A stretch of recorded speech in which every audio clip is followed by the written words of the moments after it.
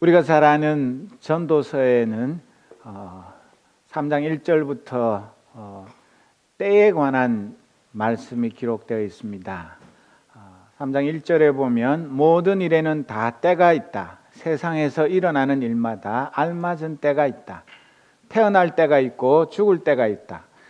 심을 때가 있고 뽑을 때가 있다. 죽일 때가 있고 살릴 때가 있다. 허물 때가 있고 세울 때가 있다. 울 때가 있고 웃을 때가 있다. 통곡할 때가 있고 기뻐 춤출 때가 있다. 8절에는 사랑할 때가 있고 미워할 때가 있다. 전쟁을 치를 때가 있고 평화를 누릴 때가 있다.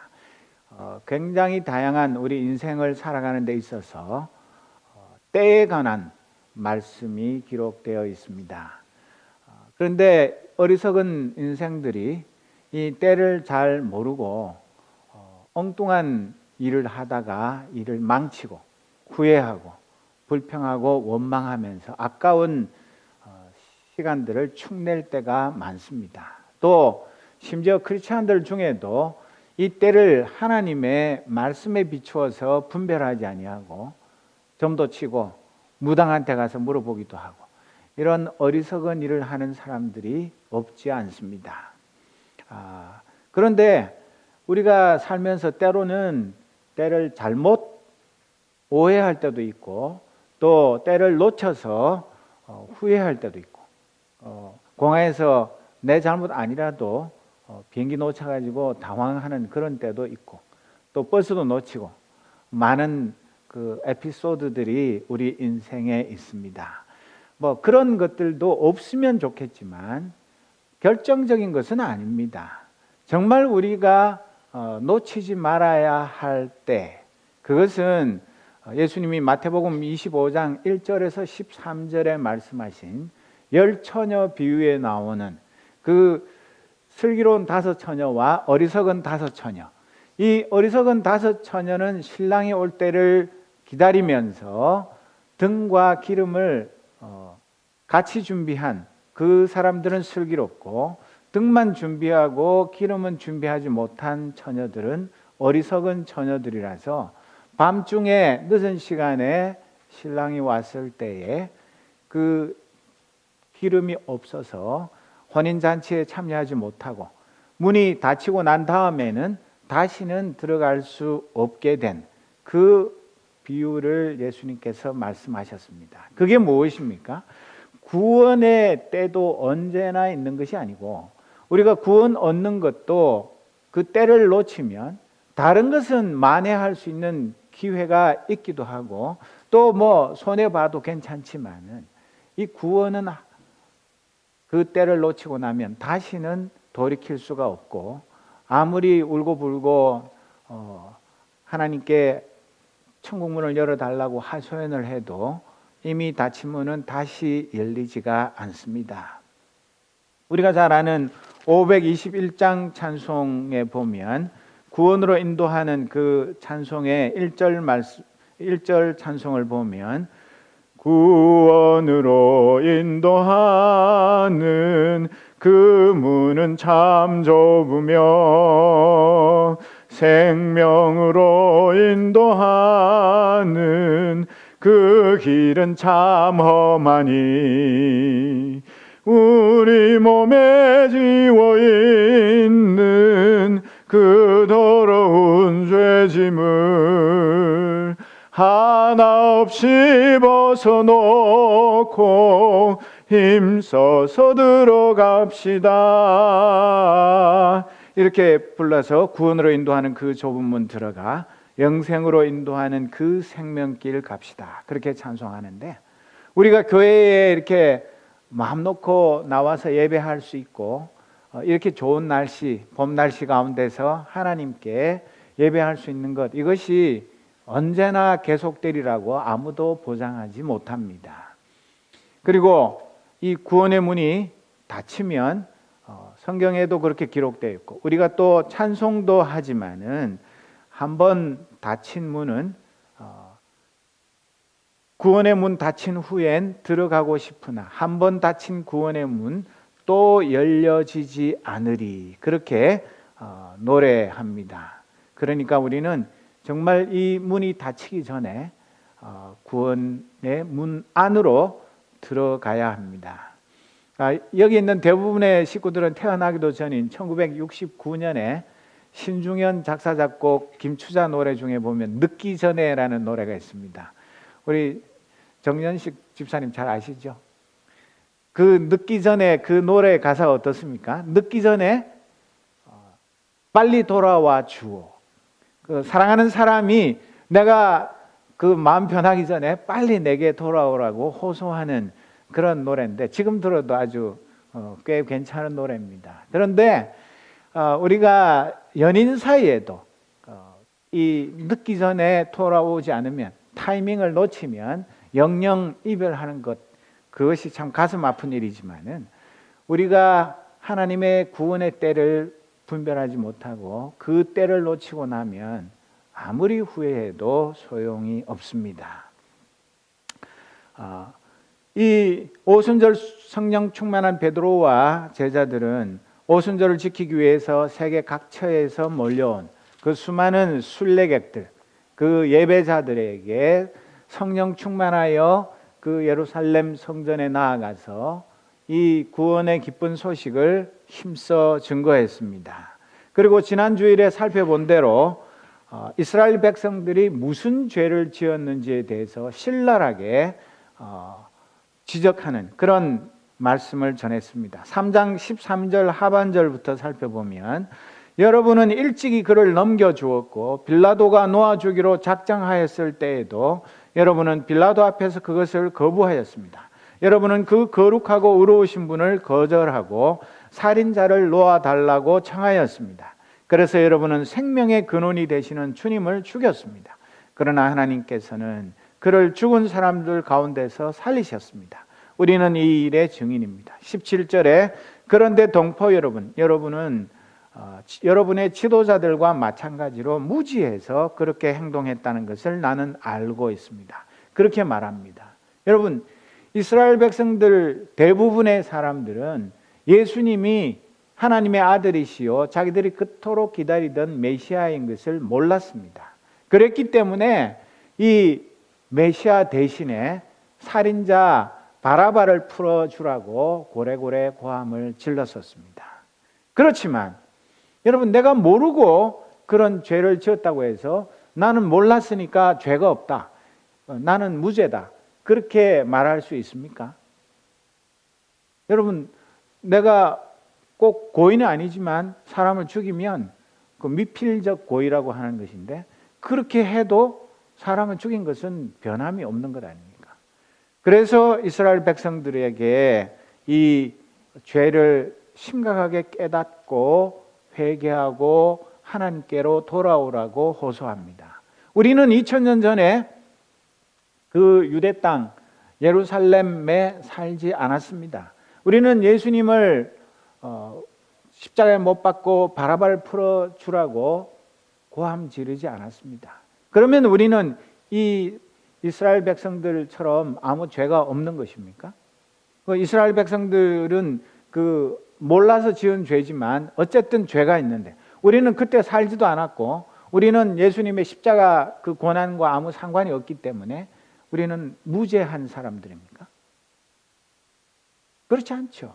우리는 그 죄는 없을지 몰라도 우리의 마음속에 지금까지 살아오면서 내가 죄라고 알면서 지은 죄도 있고 죄인 줄도 모르고 지은 죄도 있고 수많은 죄로 점철된 인생이라 해도 과언이 아닙니다.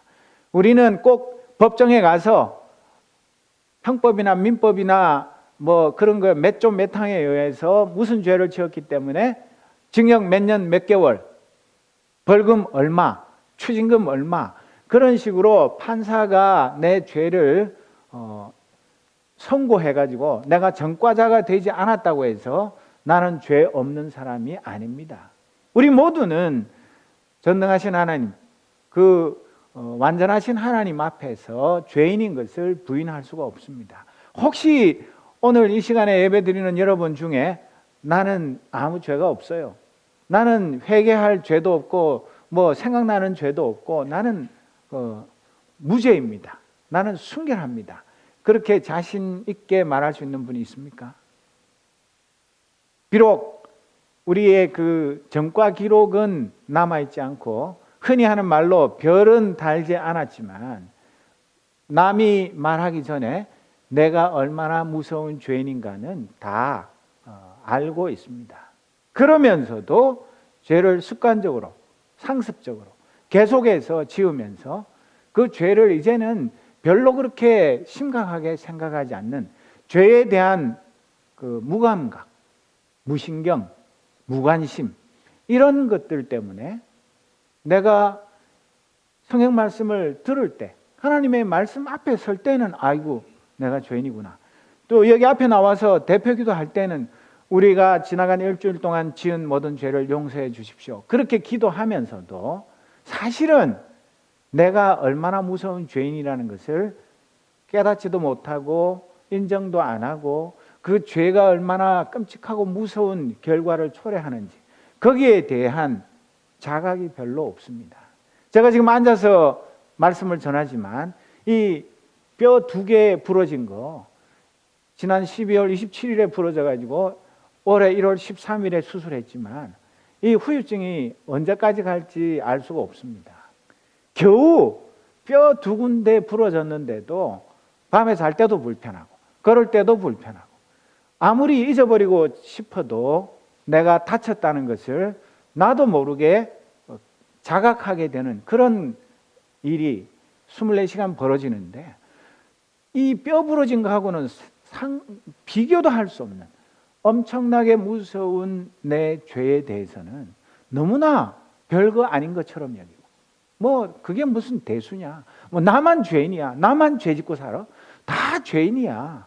그런데 뭐 그걸 가지고 뭐 나보고만 괜히 뭐 죄에 대해서 뭐 회개해라 뭐 어쩌라, 그거는 불공평한 거 아니냐, 그렇게 생각하면서 죄를 애써서 덮어버리고 잊어버리려고 하는 그런 우리의 마음의 습관들, 이것을 우리가 깨지 않으면 우리는 구속받은 하나님의 백성임에도 불구하고 더 많은 시간을 죄의 노예로 살아가기가 쉬운 것입니다. 그래서 우리는 이 베드로 사도가 거기에 모여있는 그 솔로몬 행각에 모여온 구름 같은 사람들 앞에서 예수님을 그 메시아를 모르고 죽인 죄에 대해서 회개하라고 외치는 것, 그거하고 나하고는 아무 상관이 없다, 그렇게 마음 편하게 생각할 것이 아니라 내가 비록 예수님을 십자가에 못 박는데 일조를 한 것은 아니라 할지라도 내가 하나님의 말씀을 통하여서 성령의 그 깨달음을 통하여서 내 죄를 깨닫고 예수님의 십자가의 보혈로 죄 씻음을 받은 하나님의 백성임에도 불구하고 이 죄의 문제를 너무나 쉽게 생각하는 이것이 정말 큰 죄라는 것을 다시 한번 깊이 깨달아야 하는 것입니다. 정말 우리가 이 죄의 문제에 대해서 확실한 해결을 받지 않으면 우리는 늘 이것도 저것도 아닌 그런 상태에서 살아가게 됩니다. 베드로는 그 예수님을 십자가에 못 박아 죽인 그 이스라엘 백성들에게 몰라서 지은 죄지만 이미 앞서서 수많은 예언자들을 통하여서 예수님이 이 땅에 오셔서 십자가에 달려 돌아가실 것, 그리고 예수님이 이 땅에 계실 때도 9번 이상 자기가 십자가 고난당하고 사흘 만에 부활할 것을 말씀하셨는데 그것을 잊어버리고 살았던 사람들의 그 양심에 호소하면서 뭐라고 이야기합니까? 회개하고 하나님께로 돌아오라고 말합니다. 여러분, 회개라는 게 뭡니까? 우리 그냥 입만 뻥긋하면 회개합니다, 용서해 주십시오, 그런 식으로 얘기를 하는데 이 회개한다는 말은 원래의 그 헬라어 뜻은 후에 생각을 달리하다, 후에 마음을 고쳐먹다, 그런 뜻입니다. 생각만 달리하고 마음만 고쳐먹는 게 회개가 아니라 진짜로 생각을 바꿨고 마음을 고쳐먹었으면 그 다음은 어떻게 됩니까? 내 행동이 그 전과 달라져야죠. 그게 진정한 의미에서 회개죠. 머릿속으로는 그거 잘못했네. 내가 생각했을 때 그건 죄야. 그러면 안 돼.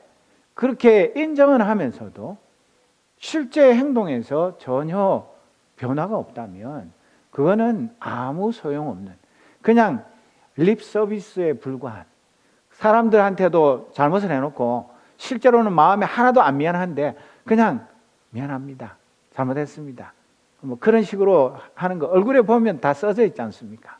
하나도 안 미안한데 미안하다고 부부싸움을 하면서도 미안해, 미안한 사람이 뭐 오히려 더 화를 내면서 미안하다고, 왜? 그게 진짜 미안한 겁니까? 아니잖아요. 우리가 하나님 앞에서도 진짜 내 죄를 깨달았으면 하나님 정말로 잘못했습니다, 다시는 안 그러겠습니다, 그리고 변화가 있어야 됩니다. 하나님 미안하다고요. 왜? 그거 가지고 이제 다시 따지지 마세요. 그게 뭐 오히려 하나님 앞에 큰 소리 치는 거지 회개하는 거 아니지 않습니까? 그리고 회개만 하면 그것으로 끝나는 것이 아니라 다음 단계는 하나님께로 돌아가야 합니다. 여러분, 그 탕자가 자기가 아버지 살아계시는데 유산 억지로 다 내놓으라 그래가지고 그 유산 가지고 나가서 실컷 허랑방탕 잘 먹고 잘 살고 제멋대로 살다가 나중에 굶어 죽게 생겼을 때 아이고 이제는 아무데도 갈 데 없고 내 아버지 집에 가야만 살 길이 있구나, 머릿속으로 생각만 하면 그게 뭐가 달라집니까?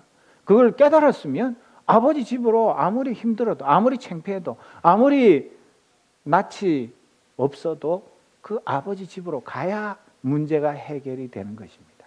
우리는 하나님 아버지 앞에 회개한다고 습관적으로 기도도 하고 말은 하면서 영광의 주님, 그 내 아버지 앞에 돌아가는 것을 주저하고 망설입니다. 왜?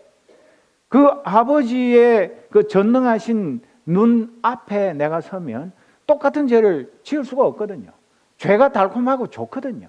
그러니까 죄는 죄대로 인정하면서도 하나님 아버지 앞에 나아가서 그걸 다 청산하고 하나님과 새로운 관계를 맺으면서 아무 마음의 거리낌 없이 하나님 아버지의 사랑을 누리면서 내가 하나님 아버지를 사랑하면서 살아가는 그런 천국의 기쁨을 누리는 삶, 그것을 별로 좋아하지 않습니다. 그렇기 때문에 하나님 아버지 앞에 가까이 안 나가고 멀찌감치서 내가 무슨 짓을 해도 하나님이 좀 눈치 못 채실 만한 그런 거리를 유지하면서 적당하게 살아가기를 좋아합니다. 그것은 진정한 의미에서의 회개가 아닙니다. 얼마나 나 자신을 생각해 보십시오. 내가 진짜 하나님 앞에 내 죄를 심각하게 깨달았다면, 여러분 내가 이 다리 부러졌는데 이거 저절로 낫겠지 세월 가면 낫겠지 그러고 의사한테 안 가고 병원에 안 가고 내 마음대로 있었으면 이 뼈가 어떻게 되겠습니까? 이거는 불구가 되는 겁니다. 내 몸의 한 부분도 그런데 이 죄의 문제는 내 영혼의 문제인데 내가 하나님 앞에서 이 죄의 문제를 올바르게 청산하지 못하면 절대로 하나님의 그 은혜, 그 사랑을 누릴 수가 없습니다. 왜 많은 크리스찬들이 지금도 이 지구상의 73억 인구가 주일만 되면 그렇게 많은 사람들이 예배하고 찬양하고 경배하고 예물 드리고 하나님 사랑한다고 고백하면서도 이 지구의 불의와 온갖 악한 것들, 하나님 미워하시는 죄악들이 날이 갈수록 더 번창하는 까닭이 무엇입니까? 많은 크리스찬들이 입술로만 회개하고 입술로만 잘못했다고 말하면서 실제로 진정한 회개를 하고 하나님께로 돌아가지 않기 때문에 그 하나님과의 관계에 있어서 이 죄로 인해서 꽉 막혀있는 이 은혜와 축복의 통로가 뻥 뚫리는 그런 은혜를 누리지 못하기 때문에 늘 어정쩡한 상태로 이것도 저것도 아닌 그런 삶을 살아가기 때문에 죄가 깨끗하게 청산되어서 죄의 씻음을 받은 그 기쁨과 감격이 없는 겁니다. 그냥 그래요. 부부 사이 결혼해가지고 그냥 별로 정도 없고 사랑도 없어도 뭐 딴 별수가 없으니까 에이 뭐 살다가 뭐 이렇게 살다가 죽으면 그뿐이지 뭐. 그런 거 비슷하게 하나님과 나 사이의 관계도 아마 그렇게 썩 좋은 것도 없고 나쁜 것도 없고 그냥 뭐 이렇게 적당하게 신앙생활을 하는 거야. 우리를 겨우 그런 식으로 신앙생활을 하라고 주님이 날 위해서 십자가에 달려 돌아가셨겠습니까? 주님의 사랑이 그렇게 뜨뜻미지근해서 차지도 덥지도 않은, 예수 믿는 게 안 믿는 거하고 아무 별 표도 없는, 아무런 구별도 없는 그런 싸구려 사랑을 우리에게 주시기 위해서 그 고난을 당하셨겠습니까? 주님이 그러신 것이 아니라 내가 주님의 사랑에 대한 반응이 너무 미적지근하고 이것도 저것도 아니기 때문에 주님의 사랑이 내 가슴을 뜨겁게 하고 그 사랑에 반응해서 나도 내 목숨까지 주님께 드리고자 하는 그런 열망이 없는 겁니다. 그냥 싸늘하게 식은 그 상태 그대로 그냥 이미 뭐 천국에는 뭐 어째도 가겠지 뭐 구원은 받았으니까 괜찮아. 그런 식의 신앙생활은 우리 주님을 정말 가슴 아프게 하고 어쩌면 우리 주님을 다시 한번 십자가에 못 박는 그런 무서운 죄를 짓는 것, 그것입니다. 여러분, 죄 씻기 원한다, 죄 씻음 받았다, 여기 말하는 씻는다는 것은 우리가 오늘 교회 오기 전에 샤워하고 몸을 씻는 그런 정도가 아니라 내 죄는 내 어떤 의지로, 내 공로로, 내 열심으로, 내 선행으로 단 한 톨도 어떻게 없앨 수가 없는데 그 우리 양심에 붙어가지고 도저히 해결할 수 없는 그 죄를 예수님의 십자가의 보혈로 깨끗이 씻는다는 말은 아예 원래의 그 상태로 깨끗하게 만드는 것, 우리의 그 모든 죄의 얼룩들, 그 죄로 인해서 찢기고 상한 그 모든 것들을 다 지워서 전혀 아무런 표시도 남지 않게 만드는 것, 그것이 죄를 씻는 것입니다. 그렇게 해야만 그 온전하신 완전하신 하나님 아버지의 사랑이 나에게 그대로 전해져 오고 내가 그분을 온전하게 사랑할 수 있는 그런 자격을 갖게 되는 것입니다. 그 죄 씻음의 그 기쁨이나 행복은 사형수가 무죄 석방해가지고 언제 죽을지 모르고 전전긍긍하다가 이제 살아나는 그런 그 정도와 비교할 수가 없는 것입니다. 여러분, 정말 우리가 인간관계에 있어서 도저히 입이 100개가 있어도 말하지 못할 그런 죄를 지었는데 상대편이 아무 조건 없이 좋아, 내가 그 죄를 없었던 걸로 하겠다, 진짜로 용서해주고 내가 기억도 안 하겠다, 그랬을 때 고맙고 기쁘고 감사하고 미안한 마음,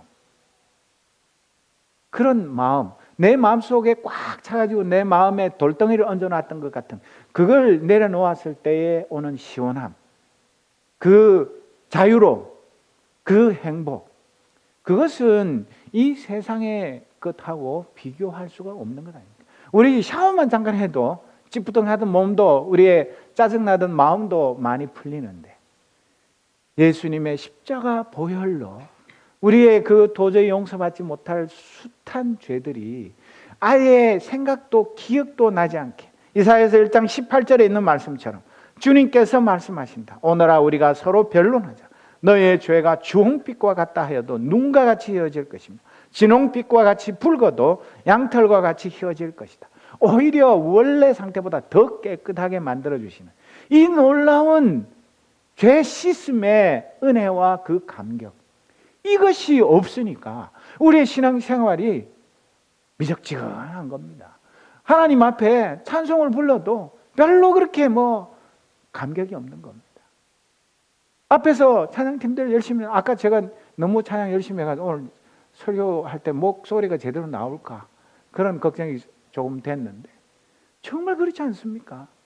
우리가 이 교회에 와서 찬양 시간에만 목청껏 찬양을 하는 것이 아니라 우리의 가정생활, 우리의 학업, 우리의 직장생활, 우리가 먹고 살기 위해서 생업터에서 하는 이 모든 것들이 구속받은 하나님의 백성으로 내 죄 사함받은 그 기쁨과 감격 속에서 내 얼굴에서 그 구원의 환희가 나도 모르게 이렇게 풍겨나는 그런 행복한 삶을 살도록 우리에게 이 십자가의 보혈의 은혜를 베푸셨는데 나의 하루하루의 삶이 과연 어떠합니까? 정말 구원의 감격 때문에 좋아서 어쩔 줄 모르는 그런 행복한 삶을 살아가십니까? 이 베드로가 자기가 바로 예수님의 수제자임에도 불구하고 예수님을 부인하고 예수님을 배반하고 예수님을 완전히 저주하고 몰라, 절대 몰라 그렇게 말했던 죄인이 용서함 받은 그 구원의 기쁨과 그 행복과 그 감격, 그것이 복받쳐 올라와서 이것을 다른 사람들에게 전하지 않고는 견딜 수 없는 마음으로 이 말씀을 전하고 있는 것 아닙니까? 그래서 그 죄 씻음을 받으면 실제로 뭐가 달라집니까? 여기에도 성경에도 기록되어 있지만 19절에 보면 그러므로 너희가 회개하고 돌이켜 너희 죄 없이 함을 받으라. 이같이 하면 새롭게 되는 날이 주 앞으로부터 이를 것이요. 새롭게 되는 날, 새롭게 되는 날. 이게 여러 가지로 번역을 했는데요. 공동 번역에는 위로의 때라고 번역을 하고 또 새 번역에는 편히 쉴 때가 예수님으로부터 온다 그렇게 말하는데 이 원어의 뜻은 refreshing. 여러분 우리가 머리 아프고 막 그 공부하느라고 짜증나고 밤샘하고 또 여러 가지 일로 막 시달리고 괴롭고 그럴 때 그 리프레시 하고자 하는 그런 욕심이 많지 않습니까? 잠을 자서 리프레시를 할까? 맛있는 걸 먹어서 리프레시를 할까? 친구랑 막 수다를 떨어가지고 리프레시를 할까?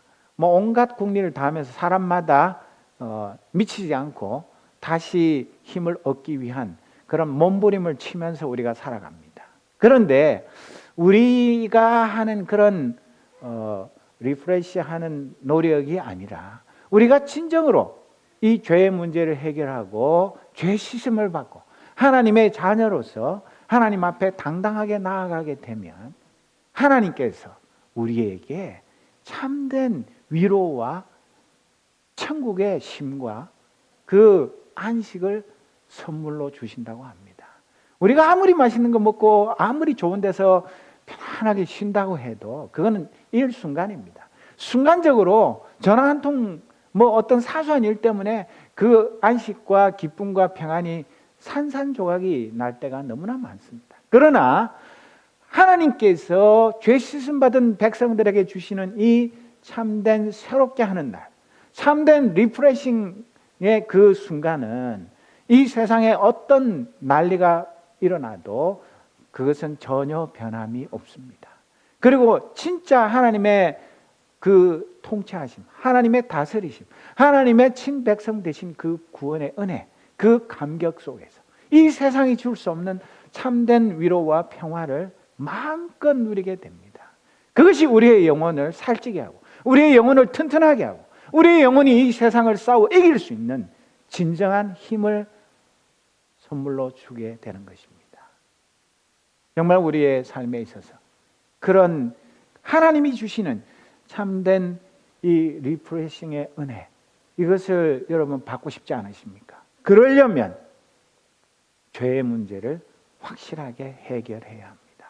그 죄의 문제가 해결되고 그러고 나서 이제 하나님께서 우리를 새롭게 하시고 나면 그것만 해도 뭐 더 이상 바랄 것이 없는데 오늘 본문의 말씀에 보면 그런 사람에게 하나님이 가장 귀중한 선물을 주시는데 그 선물이 무엇입니까? 바로 그리스도라 이름하는 예수를 선물로 주십니다. 예수님 이미 그 베드로 설교할 때 십자가 달려 돌아가셨고 부활 승천하셨고 하나님 보좌 우편에 앉아 계시는데 무슨 예수님을 선물로 준단 말입니까?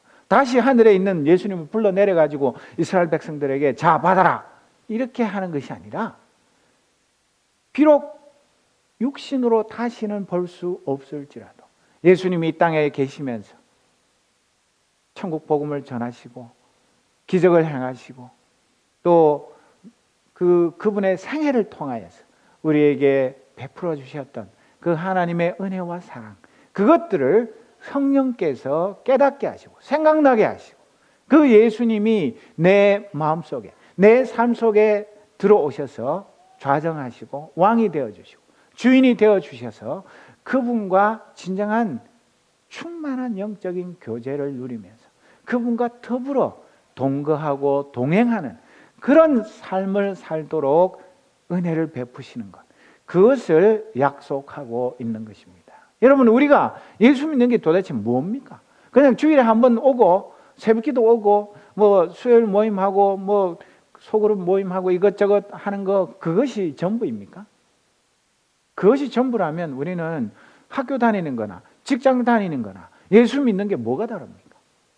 그냥 순간순간 이렇게 끊어졌다 이어졌다 이런 연속과 불연속 그 반복하는 그런 삶, 우리의 인간관계와 아무것도 다를 것이 없잖아요. 그러나 우리가 진짜 예수 믿는 그 기쁨과 행복이 무엇입니까? 내 삶 속에, 내 영혼 속에 주님이 늘 살아계셔서 나와 동행하시며 내가 외로울 때 친구 되어주시고, 내가 병들었을 때 위로해 주시고 이렇게 세워주시고, 내가 머리가 터져나갈 것 같은 인생의 여러 가지 고민, 근심, 걱정들로 밤을 새울 때 나를 품에 안으시고 나와 함께 울어주시고 나에게 참 소망이 되어주시는 그 주님이 나의 주님이요, 나의 연인이요, 나의 사랑인 것을 날마다 확인하면서 살아가는 거예요. 부부간에, 부모와 자식 간에, 형제 간에, 친구 사이에 그 사랑은 식고 깨어지고 돌이킬 수 없는 관계가 된다 할지라도 우리 주님의 사랑은 영원토록 변함이 없는 그 진실한 사랑, 그 실패하지 않는 사랑, 그 사랑 안에서 우리가 살아가게 되는 거예요. 그것이 예수 믿는 행복이요 기쁨이 아니고 무엇입니까?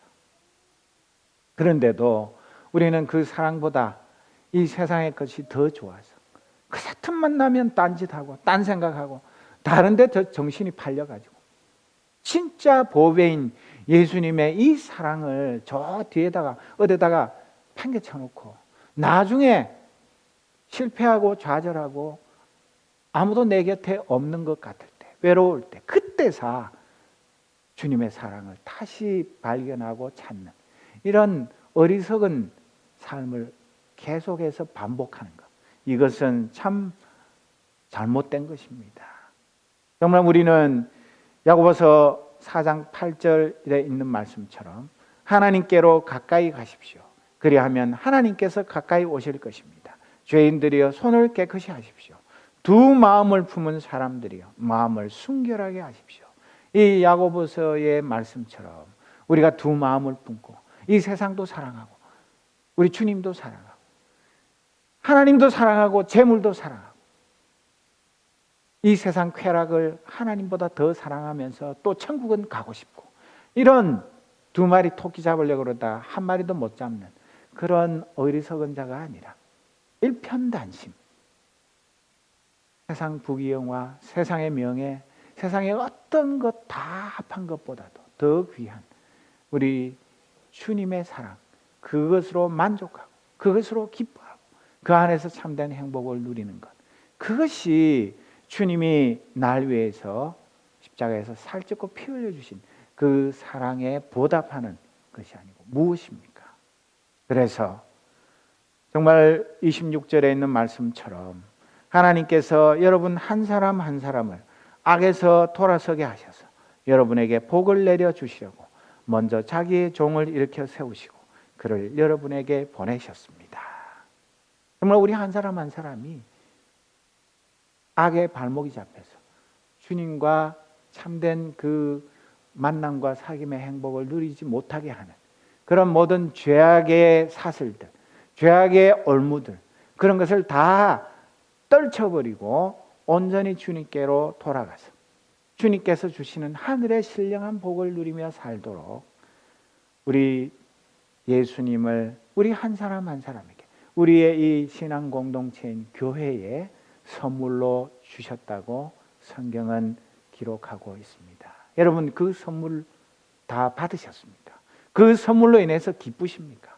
그 예수님으로 인해서 천국의 행복을 누리며 살아가십니까? 정말 우리가 그렇지 못하다면 우리는 이 세상에서 가장 불쌍한 자입니다. 이 세상의 행복과 쾌락도 온전히 누리지 못하고 하늘의 신령한 복도 누리지 못하고 이것도 저것도 아닌 그런 것에서 돌아서서 538장 죄짐을 지고서 고난하던 그 찬송가에 있는 것처럼 아직도 예수 믿는다고 하면서도 이 죄의 문제를 해결하지 못하고 죄짐을 지고 고난 인생을 살아가는 사람들이 있다면 이 찬송가에 있는 내용처럼 우리가 이 죄짐을 다 내려놓고 주님께로 나아가서 주님을 나의 구주로 영접해서 천국의 기쁨을 누리며 살아가야 할 것입니다. 우리 죄짐을 지고서 고나거든 1절 다 같이 찬송하겠습니다. 죄짐을 지고서 고나거든 내 마음속에 주 영접하며 새 사람 되기를 원하거든 내 구주를 영접하라. 의심을 다 버리고 구주를 영접하라. 문 다 열어놓고 내 구주를 영접하라. 사랑하는 주님은 우리를 지금도 기다리고 계십니다. 요한계시록 3장 20절에 있는 말씀처럼 보아라, 내가 문 밖에 서서 문을 두드리고 있다. 누구든지 내 음성을 듣고 문을 열면 나는 그에게로 들어가서 그와 함께 먹고 그는 나와 함께 먹을 것이다. 지금도 우리에게 말씀하고 계십니다. 여러분, 구원 얻어야 할 하나님의 백성이 이 교회 밖에 있는 것이 아니라 이 교회 안에 너무 많이 있습니다.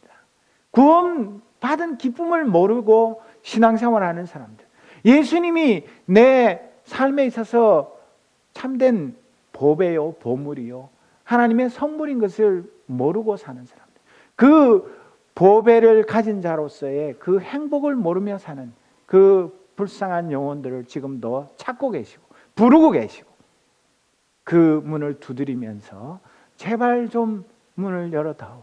그러면 내가 너에게 들어가서 너와 더불어 먹고 마시면서 너와 함께 하늘의 행복을 누리고 싶다고 지금도 말씀하고 계십니다. 사랑하는 성도 여러분, 정말 우리가 이 2016년 사순절이 지나가기 전에 주님의 그 고난의 십자가를 묵상하면서 우리를 위해서 모든 것을 다 쏟아부으신 그 주님의 희생, 그 주님의 사랑, 그것을 가슴 깊이 새겨서 주님과 더불어 먹고 마시는, 주님과 더불어 이 순례의 길을 가는 그런 참된 천국 시민으로서 하늘의 행복을 누리며 살아가는 우리 모두가 되기를 주님의 이름으로 축복합니다. 기도하겠습니다.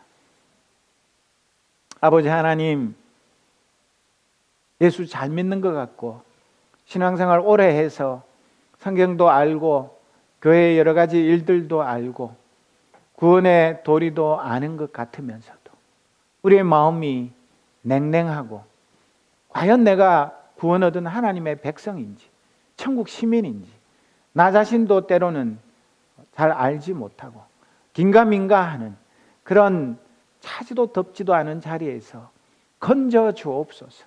주님의 그 불같은 사랑, 그 뜨거운 십자가 사랑으로 내 속에 있는 모든 죄악들을 불태워 주옵소서. 정결하게 하여 주옵소서. 죄에 대해서는 정말 미워하며 다시는 뒤돌아보지 않게 하여 주옵소서. 주님께로, 하나님께로 돌아가서 죄에 씻음받은 거룩한 천국 백성으로 살아가게 하옵소서. 하나님이 주시는 참된 위로와 행복과 기쁨과 안식을 누리며 살아가는 저희들이 되게 하시며, 예수님 그 사랑 그것만으로 만족하는 하나님의 자녀, 예수 그리스도의 제자로 살아가게 하옵소서. 그리하여 우리의 삶이 복음이 되게 하시며 우리의 삶이 예수님의 증언이 되는 그런 복된 삶을 살도록 성령 하나님 우리를 친히 다스리시며 의의 길로 인도하여 주옵소서.